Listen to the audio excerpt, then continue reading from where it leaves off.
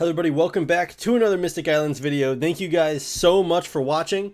Right off the bat, I want to say thank you guys for 595 subs. We're so close to 600. I feel like we went from 500 to 600 very quickly, so I'm excited for the future. I've been trying to upload more and more for you guys, but I've been pretty swamped at work and just with my social life in general. So I've been doing my best to keep up on Mystic Islands, but we have been creating cards in the meantime, and I've been putting the starter decks together, which I will probably leak at the end of this video. Nothing is set in stone, but I wanted to show you guys early. If you do want to see anything else super early though, my Patreon page has a bunch of content on there. I'd appreciate if you guys checked it out. But obviously what you guys clicked on is to see the 4 new cards for set 3 of Mystic Islands. We're going to go from left to right. We have a common, an uncommon, a rare, and a leader card. So I hope you guys are excited. We're going to start off with this card right here. In case you guys are wondering, these are custom card sleeves from Dragon Shield. I'm not sure if I can sell them on there, but if you guys are interested, I can look into that. Same with the playmats as well. That is Inked Gaming. All right, let's do this. We got Castle Rats. The meme card of the game is Vermin, and this card is going to combo with it pretty well. It is a royalty faction creature, cost 2, 1 attack, 1 defense, so it seems a little underpowered, but whenever you cast a rodent, gain 2 health. So as you can see, this italicized text says rodent right there. That is going to correspond to a species or a role. So if another card in the game says rodent in either their species or role box, this would correspond to that. So if I played another Castle Rat, that would count as a rodent, and I would gain 2 health from it. This effect obviously only works as long as Castle Rats is alive on the battlefield, which we call active. And then it also has the Frostbite skill. When casted, choose an opposing resting creature. It gets -1 attack, -1 defense for the rest of this turn. So as soon as you cast Castle Rats, if there is a resting creature on the battlefield, it gets -1 attack, -1 defense until the end of the turn. So if it is a 1 attack, 1 defense, it would die. It also does have the flavor text down here as well. And then the artwork is done by Casey once again.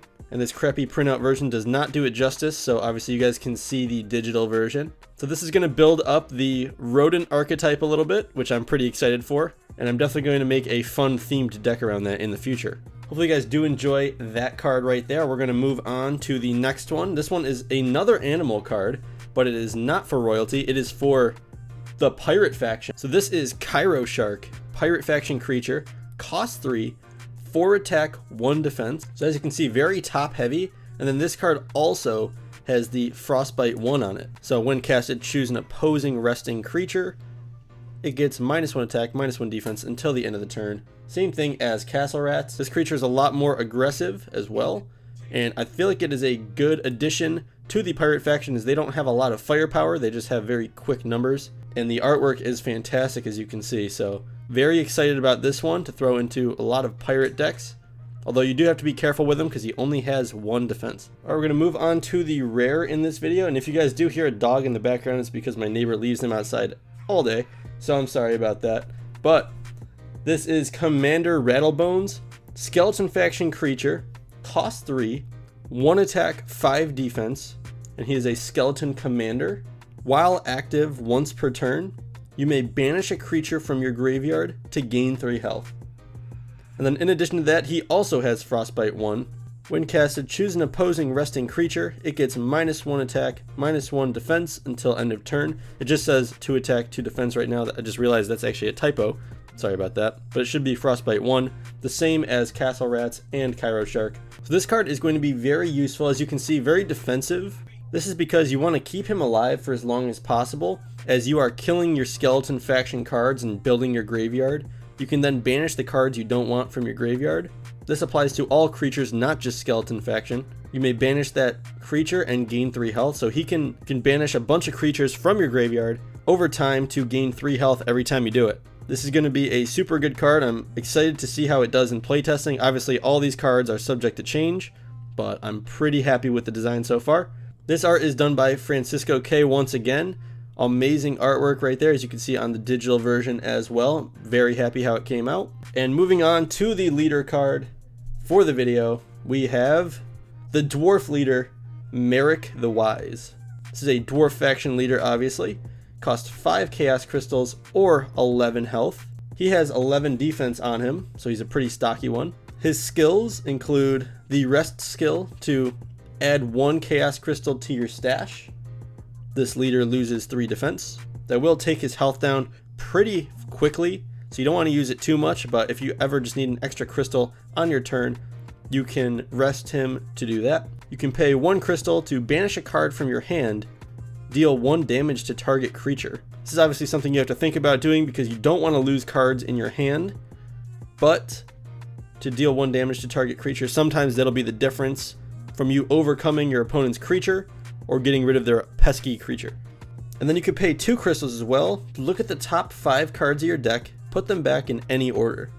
This is pretty useful if you want to plan ahead, although it is going to cost you 2 crystals, so you want to make sure it's going to be worth it. But knowing when to save your crystals as a dwarf faction deck is super useful, as you want to get your big guys out. And he is the only leader that is not a skeleton faction leader so far to have the sacrifice effect. So you can sacrifice him to cast a dwarf faction creature worth 3 or less from your banish pile for free this turn. So as you know, dwarves use the banish pile the most out of any faction, and they have a lot of cards that can bring things back from the banish pile and send things to the banish pile.